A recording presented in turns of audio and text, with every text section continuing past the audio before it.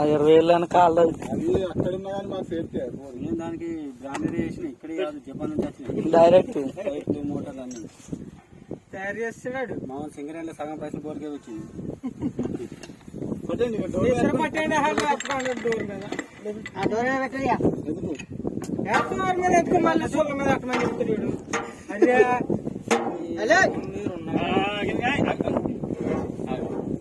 చేత్తో పట్టండి రా బాబు.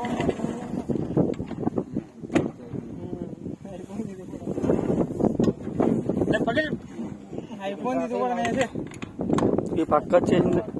పక్క వచ్చింది ఇది తీసుకోసారి గుంజుకుని ఇంకా